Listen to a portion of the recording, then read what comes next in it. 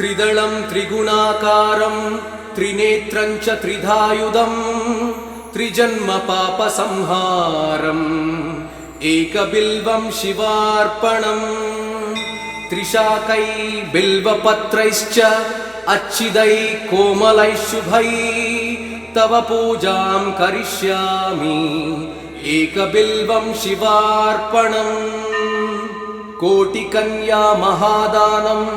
तिलपर्वतकोटयः काञ्चनं क्षीरदानेन एकबिल्वं शिवार्पणम् काशीक्षेत्रनिवासं च कालभैरवदर्शनम् प्रयागे माधवं दृष्ट्वा एकबिल्वं शिवार्पणम् इन्दुवारे व्रतं स्थित्वा निराहारो महेश्वरः नक्तं हौष्यामि देवेश एकबिल्वं शिवार्पणम् रामलिङ्गप्रतिष्ठा च वैवाहिककृतं तथा तटाकानि च सन्धानम् एकबिल्वं शिवार्पणम् अखण्डबिल्वपत्रं च आयुधं शिवपूजनं कृतं नाम सहस्रेण एकबिल्वं शिवार्पणम् उमया सह देवेश नन्दिवाहनमेव च भस्मलेपन सर्वाङ्गम् एकबिल्वं शिवार्पणम् सालग्रामेण विप्राणां तटाकं दशकूपयो यज्ञकोटिसहस्रश्च एकबिल्वं शिवार्पणम् दन्तिकोटिसहस्रेषु अश्वमेधशतक्रतौ कोटिकन्या महादानम् एकबिल्वं शिवार्पणम् बिल्वाणां दर्शनं पुण्यं स्पर्शनं पापनाशनम् अघोरपापसंहारम् एकबिल्वं शिवार्पणम् सहस्रवेदपाठेषु ब्रह्मस्थापनमुच्यते अनेकव्रतकोटीनाम् एकबिल्वं शिवार्पणम् अन्नदानसहस्रेषु सहस्रोपनयनं तथा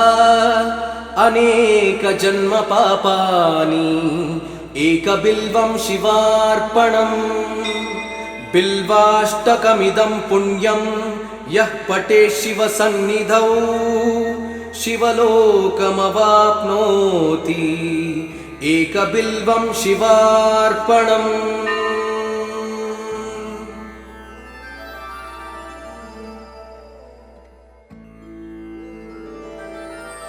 त्रिदलं त्रिगुणाकारं त्रिनेत्रं च त्रिधायुधं त्रिजन्म पापसंहारम्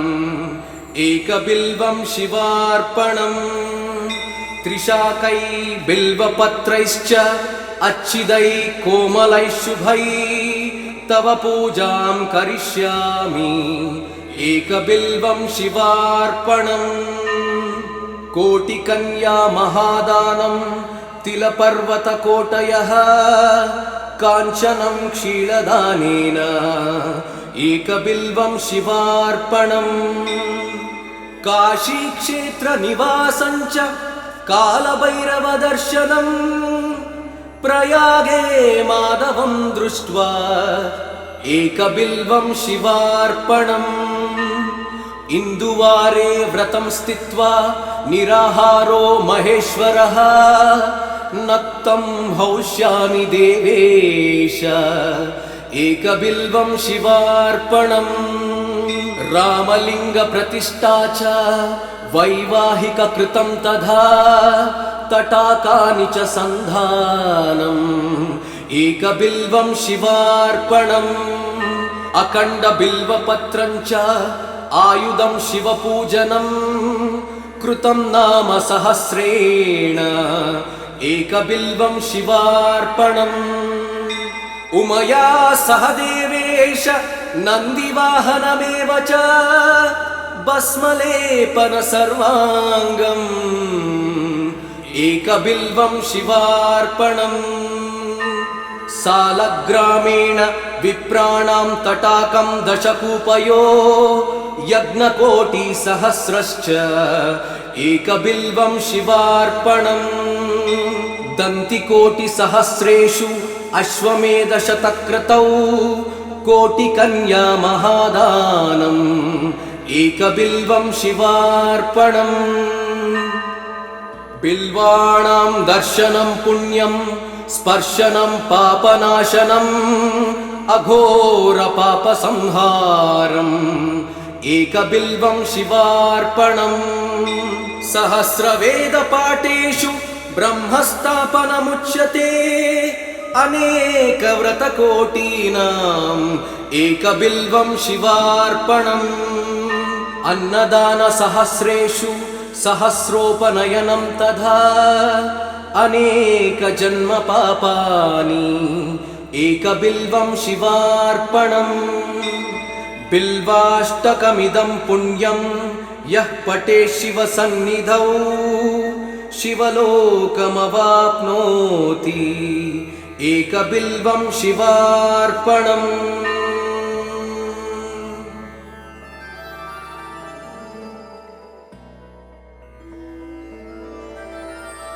त्रिदलं त्रिगुणाकारं त्रिनेत्रं च त्रिधायुधं त्रिजन्मपापसंहारम् एकबिल्वं शिवार्पणम् त्रिशाकै बिल्वपत्रैश्च अच्छिदै कोमलै शुभै तव पूजां करिष्यामि एकबिल्वं शिवार्पणम् कोटिकन्या महादानं तिलपर्वतकोटयः काञ्चनं क्षीरदानेन एकबिल्वं शिवार्पणम् काशीक्षेत्रनिवासं च कालभैरवदर्शनम् प्रयागे माधवं दृष्ट्वा एकबिल्वं शिवार्पणम् इन्दुवारे व्रतं स्थित्वा निराहारो महेश्वरः नक्तं हौष्यामि देवेश एकबिल्वं शिवार्पणम् रामलिङ्गप्रतिष्ठा च वैवाहिककृतं तथा तटाकानि च सन्धानम् एकबिल्वं शिवार्पणम् अखण्डबिल्वपत्रं च आयुधं शिवपूजनम् कृतं नाम सहस्रेण एकबिल्वं शिवार्पणम्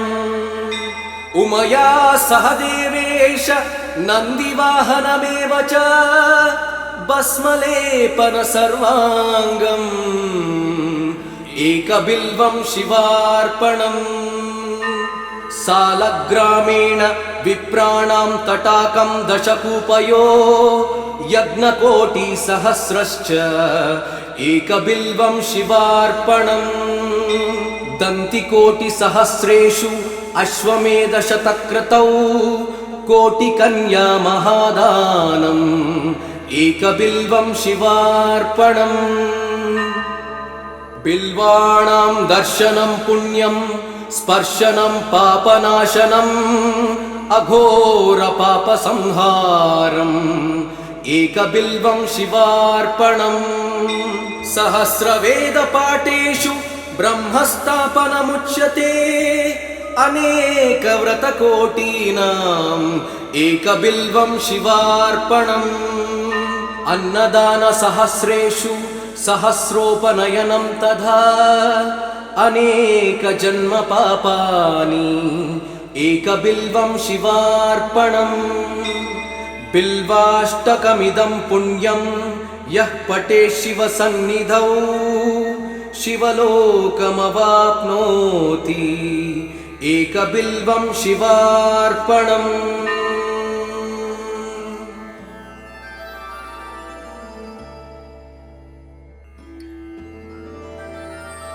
त्रिदलं त्रिगुणाकारं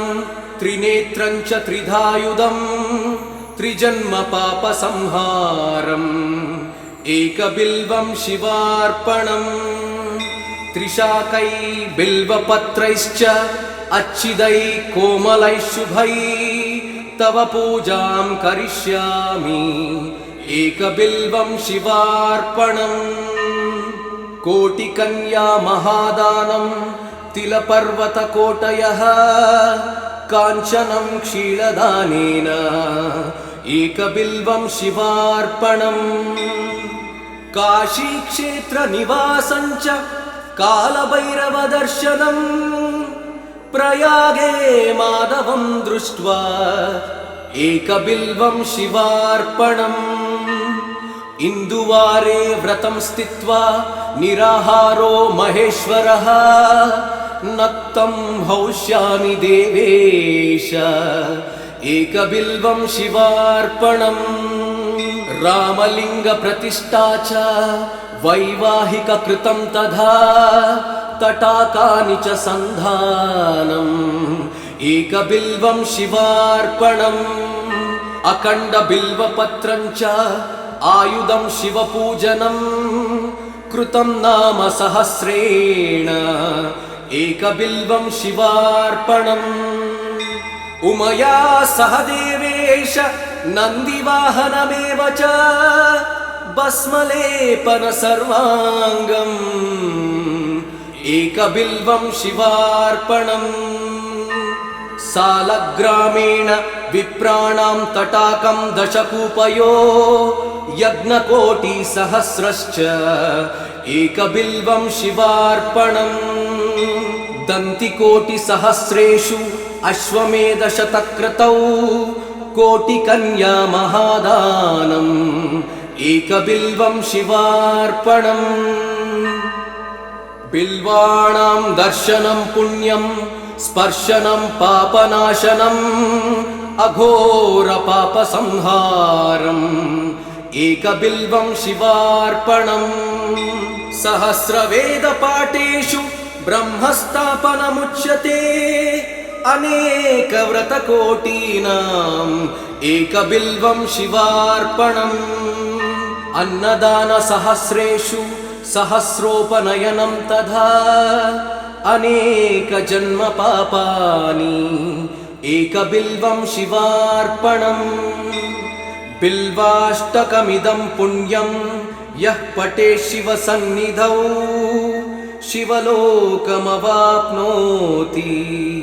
एकबिल्वं शिवार्पणम्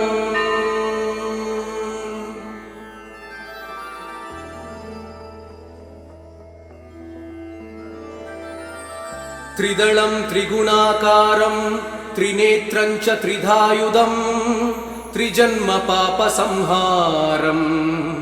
एकबिल्वं शिवार्पणम् त्रिशाकै बिल्वपत्रैश्च अच्छिदै कोमलै शुभै तव पूजां करिष्यामि एकबिल्वं शिवार्पणम्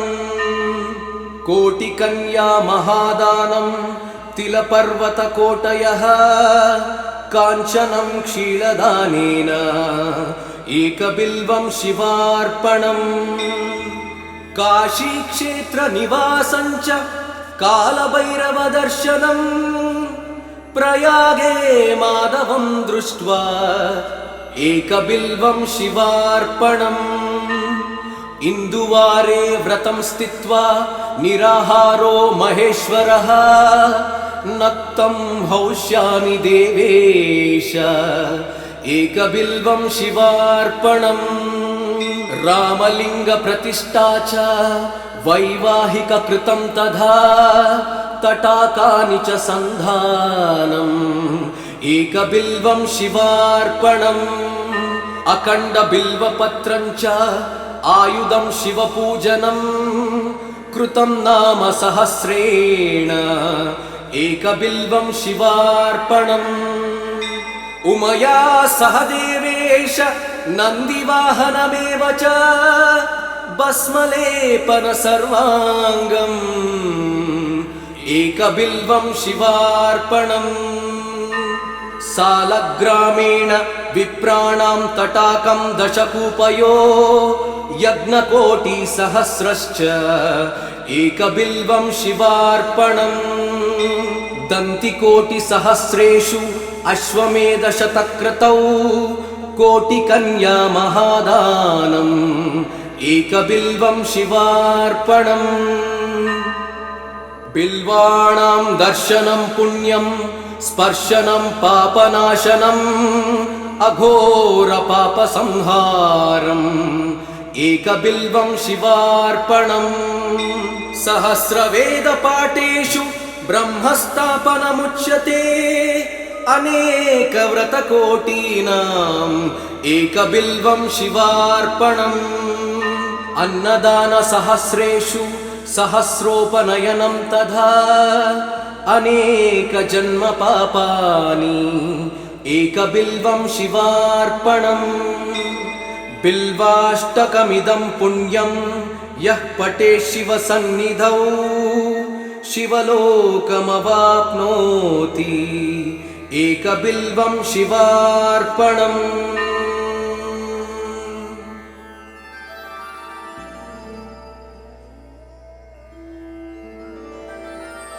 त्रिदलं त्रिगुणाकारं त्रिनेत्रं च त्रिधायुधं त्रिजन्मपापसंहारम् एकबिल्वं शिवार्पणम् त्रिशाकै बिल्वपत्रैश्च अच्छिदैः कोमलैः शुभैः तव पूजां करिष्यामि एकबिल्वं शिवार्पणम् कोटिकन्या महादानं तिलपर्वतकोटयः काञ्चनं क्षीरदानेन एकबिल्वं शिवार्पणम् काशीक्षेत्रनिवासं च कालभैरवदर्शनम् प्रयागे माधवं दृष्ट्वा एकबिल्वं शिवार्पणम् इन्दुवारे व्रतं स्थित्वा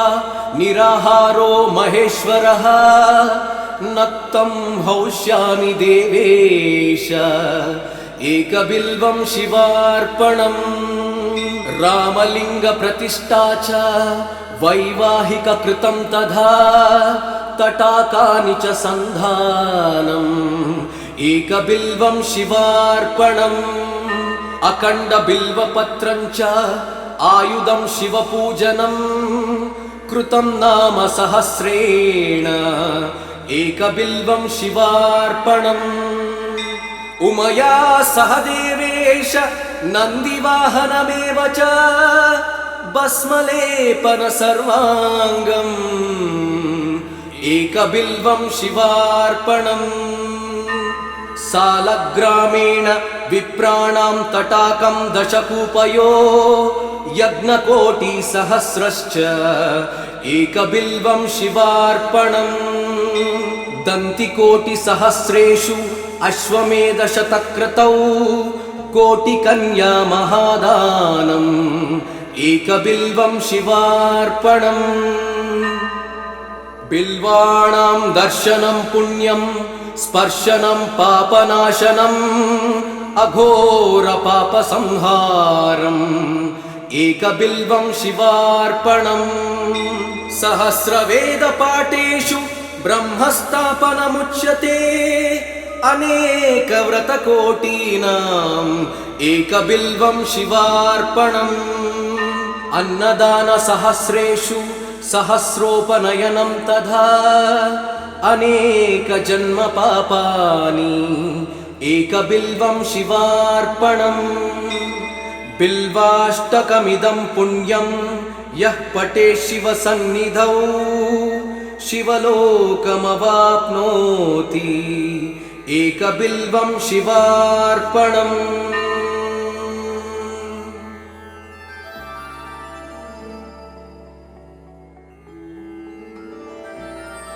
त्रिदलं त्रिगुणाकारं त्रिनेत्रं च त्रिधायुधं त्रिजन्मपापसंहारम् एकबिल्वं शिवार्पणम् त्रिशाकै बिल्वपत्रैश्च अच्छिदैः कोमलैः शुभैः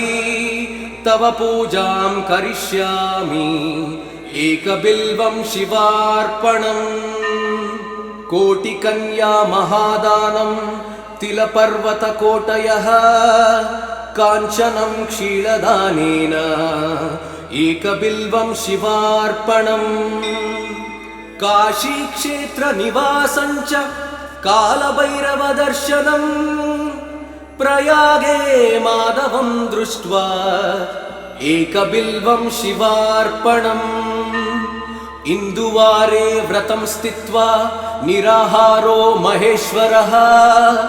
नक्तं हौष्यामि देवेश एकबिल्वं शिवार्पणम् रामलिङ्गप्रतिष्ठा च वैवाहिककृतं तथा तटाकानि च सन्धानम् एकबिल्वं शिवार्पणम् अखण्डबिल्वपत्रं च आयुधं शिवपूजनं कृतं नाम सहस्रेण एकबिल्वं शिवार्पणम् उमया सह देवेश नन्दिवाहनमेव च भस्मलेपन सर्वाङ्गम् एकबिल्वं शिवार्पणम् सालग्रामेण विप्राणां तटाकं दशकूपयो यज्ञकोटिसहस्रश्च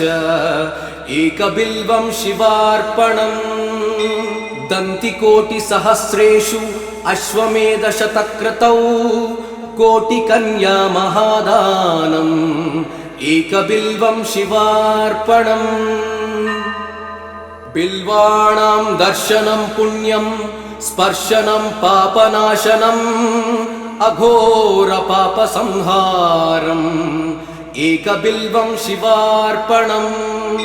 सहस्रवेदपाठेषु ब्रह्मस्थापनमुच्यते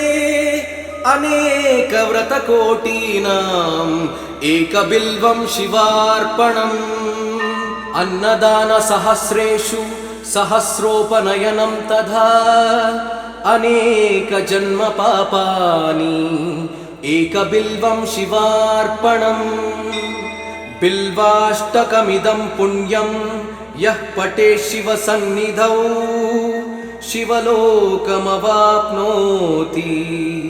एकबिल्वं शिवार्पणम्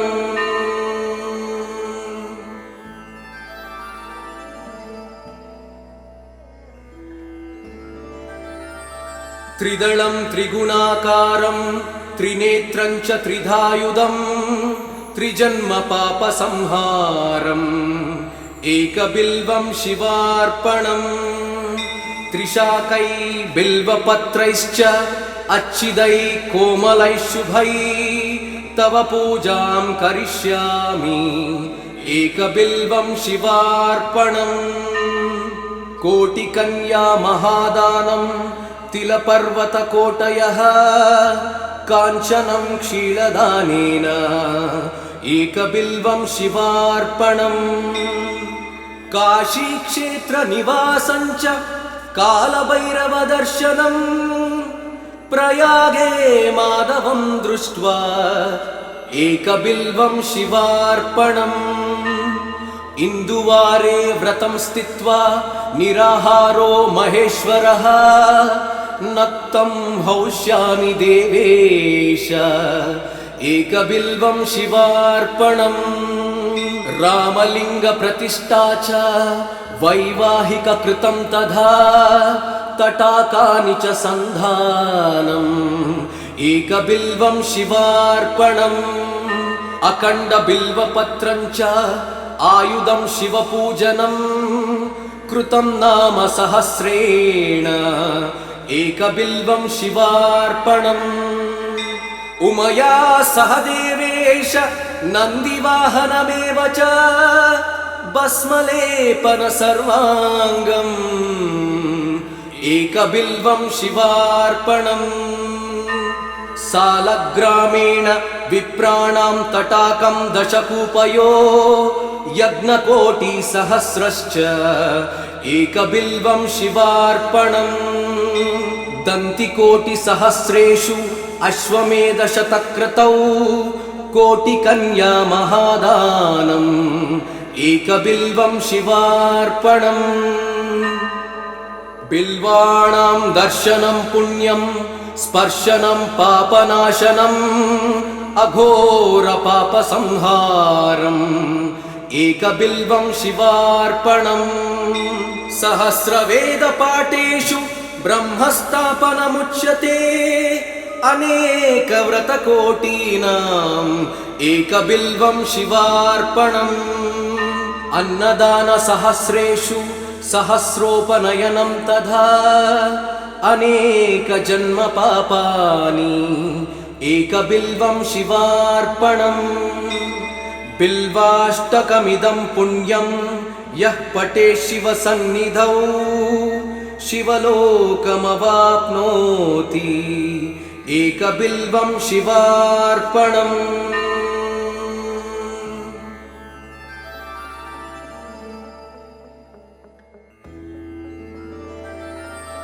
त्रिदलं त्रिगुणाकारं त्रिनेत्रं च त्रिधायुधं त्रिजन्मपापसंहारम् एकबिल्वं शिवार्पणम् त्रिशाकै बिल्वपत्रैश्च अच्छिदै कोमलैः शुभै तव पूजां करिष्यामि एकबिल्वं शिवार्पणम् कोटिकन्या महादानं तिलपर्वतकोटयः काञ्चनं क्षीरदानेन एकबिल्वं शिवार्पणम् काशीक्षेत्रनिवासं च कालभैरवदर्शनम् प्रयागे माधवं दृष्ट्वा एकबिल्वं शिवार्पणम् इन्दुवारे व्रतं स्थित्वा निराहारो महेश्वरः नक्तं हौष्यामि देवेश एकबिल्वं शिवार्पणम् रामलिङ्गप्रतिष्ठा च वैवाहिककृतं तथा तटाकानि च सन्धानम् एकबिल्वं शिवार्पणम् अखण्डबिल्वपत्रं च आयुधं शिवपूजनं कृतं नाम सहस्रेण एकबिल्वं शिवार्पणम् उमया सह देवेश नन्दिवाहनमेव च भस्मलेपन सर्वाङ्गम् एकबिल्वं शिवार्पणम् सालग्रामेण विप्राणां तटाकं दशकूपयो यज्ञकोटिसहस्रश्च एकबिल्वं शिवार्पणम् दन्तिकोटिसहस्रेषु अश्वमेधशतक्रतौ कोटिकन्या महादानम् एकबिल्वं शिवार्पणम् बिल्वाणां दर्शनं पुण्यं स्पर्शनं पापनाशनम् अघोरपापसंहारम् एकबिल्वं शिवार्पणम् सहस्रवेदपाठेषु ब्रह्मस्थापनमुच्यते अनेकव्रतकोटीनाम् एकबिल्वं शिवार्पणम् अन्नदानसहस्रेषु सहस्रोपनयनं तथा अनेकजन्मपापानि एकबिल्वं शिवार्पणम् बिल्वाष्टकमिदं पुण्यं यः पठेत् शिवसन्निधौ शिवलोकमवाप्नोति एकबिल्वं शिवार्पणम्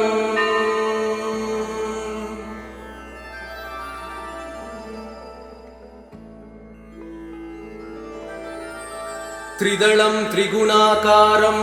त्रिनेत्रं च त्रिधायुधं त्रिजन्मपापसंहारम् एकबिल्वं शिवार्पणम् त्रिशाकै बिल्वपत्रैश्च अच्छिदै कोमलैः शुभै तव पूजां करिष्यामि एकबिल्वं शिवार्पणम् कोटिकन्या महादानं तिलपर्वतकोटयः काञ्चनं क्षीरदानेन एकबिल्वं शिवार्पणम् काशीक्षेत्रनिवासं च कालभैरवदर्शनम् प्रयागे माधवं दृष्ट्वा एकबिल्वं शिवार्पणम् इन्दुवारे व्रतं स्थित्वा निराहारो महेश्वरः नक्तं हौष्यामि देवेश एकबिल्वं शिवार्पणम् रामलिङ्गप्रतिष्ठा च वैवाहिककृतं तथा तटाकानि च सन्धानम् एकबिल्वं शिवार्पणम् अखण्डबिल्वपत्रं च आयुधं शिवपूजनम् कृतं नाम सहस्रेण एकबिल्वं शिवार्पणम् उमया सह देवेश नन्दिवाहनमेव च भस्मलेपन सर्वाङ्गम् एकबिल्वं शिवार्पणम् सालग्रामेण विप्राणां तटाकं दशकूपयो यज्ञकोटिसहस्रश्च एकबिल्वं शिवार्पणम् दन्तिकोटिसहस्रेषु अश्वमेधशतक्रतौ कोटिकन्या महादानम् एकबिल्वं शिवार्पणम् बिल्वाणां दर्शनं पुण्यं स्पर्शनं पापनाशनम् अघोरपापसंहारम् एकबिल्वं शिवार्पणम् सहस्रवेदपाठेषु ब्रह्मस्थापनमुच्यते अनेकव्रतकोटीनाम् एकबिल्वं शिवार्पणम् अन्नदानसहस्रेषु सहस्रोपनयनं तथा अनेकजन्मपापानि एकबिल्वं शिवार्पणम् बिल्वाष्टकमिदं पुण्यं यः पठेत् शिवसन्निधौ शिवलोकमवाप्नोति एकबिल्वं शिवार्पणम्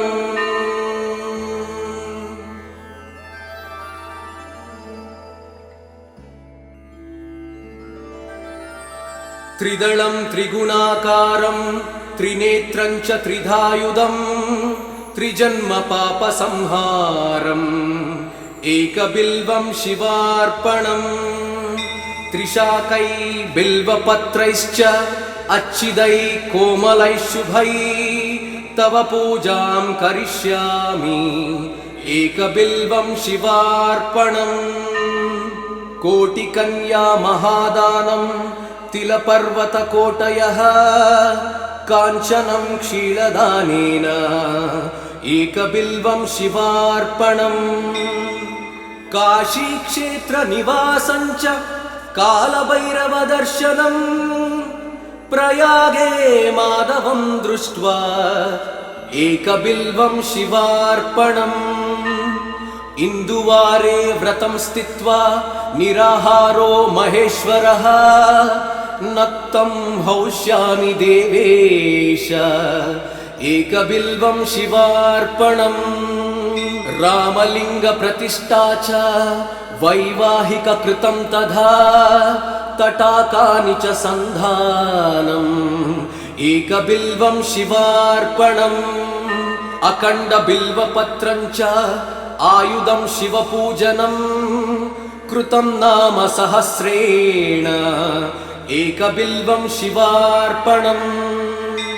उमया सह देवेश नन्दिवाहनमेव च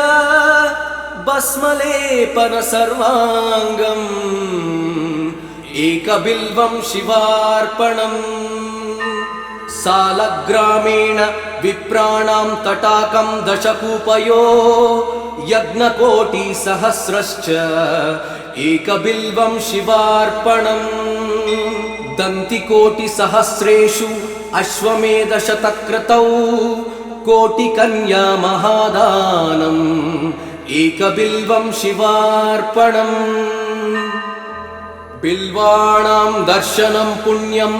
स्पर्शनं पापनाशनम् अघोरपापसंहारम् एकबिल्वं शिवार्पणम् सहस्रवेदपाठेषु ब्रह्मस्थापनमुच्यते अनेकव्रतकोटीनाम् एकबिल्वं शिवार्पणम् अन्नदानसहस्रेषु सहस्रोपनयनं तथा अनेकजन्मपापानि एकबिल्वं शिवार्पणम् बिल्वाष्टकमिदं पुण्यं यः पठेत् शिवसन्निधौ शिवलोकमवाप्नोति एकबिल्वं शिवार्पणम्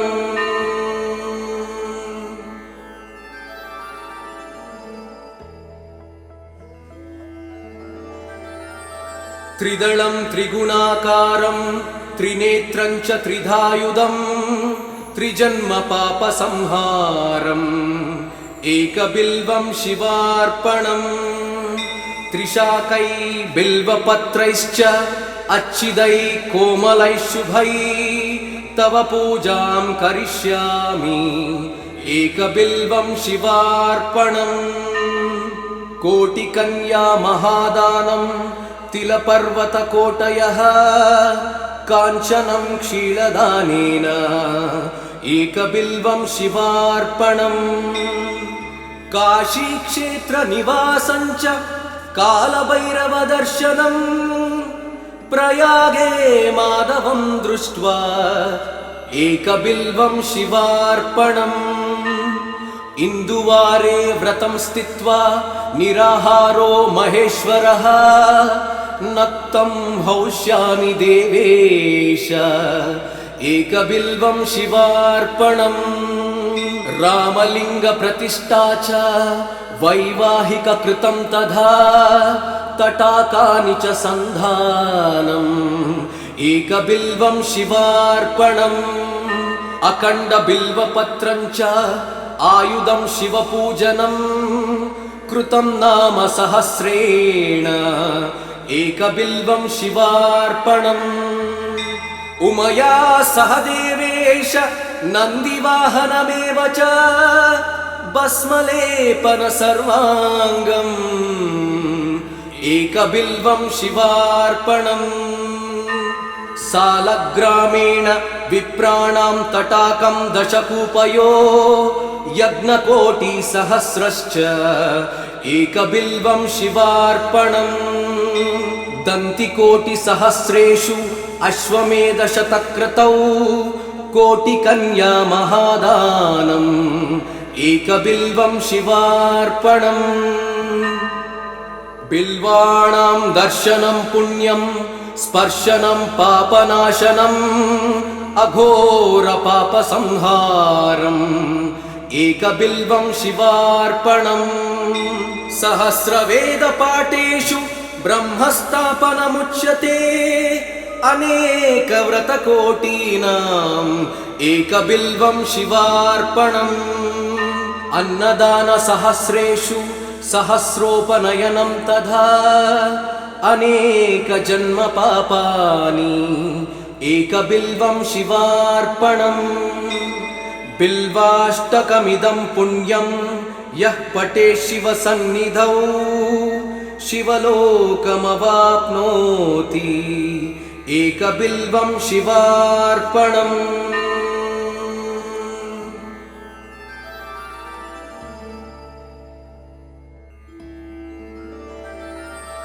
त्रिदलं त्रिगुणाकारं त्रिनेत्रं च त्रिधायुधं त्रिजन्मपापसंहारम् एकबिल्वं शिवार्पणम् त्रिशाकै बिल्वपत्रैश्च अच्छिदै कोमलैः शुभै तव पूजां करिष्यामि एकबिल्वं शिवार्पणम् कोटिकन्या महादानं तिलपर्वतकोटयः काञ्चनं क्षीरदानेन एकबिल्वं शिवार्पणम् काशीक्षेत्रनिवासं च कालभैरवदर्शनम् प्रयागे माधवं दृष्ट्वा एकबिल्वं शिवार्पणम् इन्दुवारे व्रतं स्थित्वा निराहारो महेश्वरः नक्तं हौष्यामि देवेश एकबिल्वं शिवार्पणम् रामलिङ्गप्रतिष्ठा च वैवाहिककृतं तथा तटाकानि च सन्धानम् एकबिल्वं शिवार्पणम् अखण्डबिल्वपत्रं च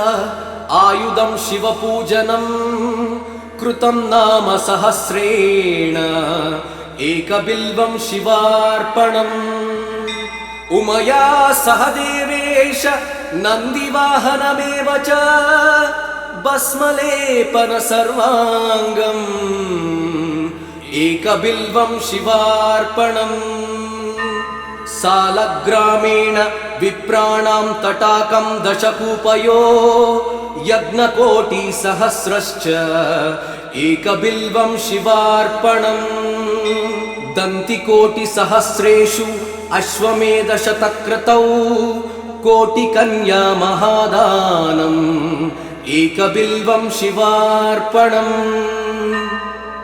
बिल्वाणां दर्शनं पुण्यं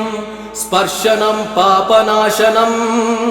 अघोरपापसंहारम् एकबिल्वं शिवार्पणम् सहस्रवेदपाठेषु ब्रह्मस्थापनमुच्यते अनेकव्रतकोटीनाम् एकबिल्वं शिवार्पणम् अन्नदानसहस्रेषु सहस्रोपनयनं तथा अनेकजन्मपापानि एकबिल्वं शिवार्पणम् बिल्वाष्टकमिदं पुण्यं यः पठेत् शिवसन्निधौ शिवलोकमवाप्नोति एकबिल्वं शिवार्पणम्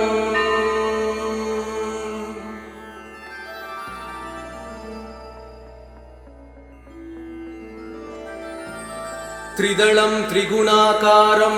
त्रिनेत्रं च त्रिधायुधं त्रिजन्मपापसंहारम् एकबिल्वं शिवार्पणम् त्रिशाकै बिल्वपत्रैश्च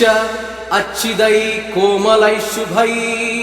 तव पूजां करिष्यामि एकबिल्वं शिवार्पणम् कोटिकन्या महादानं तिलपर्वतकोटयः काञ्चनं क्षीरदानेन एकबिल्वं शिवार्पणम् काशीक्षेत्रनिवासं च कालभैरवदर्शनम् प्रयागे माधवं दृष्ट्वा एकबिल्वं शिवार्पणम् इन्दुवारे व्रतं स्थित्वा निराहारो महेश्वरः नक्तं हौष्यामि देवेश एकबिल्वं शिवार्पणम् रामलिङ्गप्रतिष्ठा च वैवाहिककृतं तथा तटाकानि च सन्धानम् एकबिल्वं शिवार्पणम् अखण्डबिल्वपत्रं च आयुधं शिवपूजनम् कृतं नाम सहस्रेण एकबिल्वं शिवार्पणम् उमया सह देवेश नन्दिवाहनमेव च भस्मलेपन सर्वाङ्गम् एकबिल्वं शिवार्पणम् सालग्रामेण विप्राणां तटाकं दशकूपयो यज्ञकोटिसहस्रश्च एकबिल्वं शिवार्पणम् दन्तिकोटिसहस्रेषु अश्वमेधशतक्रतौ कोटिकन्या महादानम् एकबिल्वं शिवार्पणम् बिल्वाणां दर्शनं पुण्यं स्पर्शनं पापनाशनम् अघोरपापसंहारम् एकबिल्वं शिवार्पणम् सहस्रवेदपाठेषु ब्रह्मस्थापनमुच्यते अनेकव्रतकोटीनाम् एकबिल्वं शिवार्पणम् अन्नदानसहस्रेषु सहस्रोपनयनं तथा अनेकजन्मपापानि एकबिल्वं शिवार्पणम् बिल्वाष्टकमिदं पुण्यं यः पठेत् शिवसन्निधौ शिवलोकमवाप्नोति एकबिल्वं शिवार्पणम्।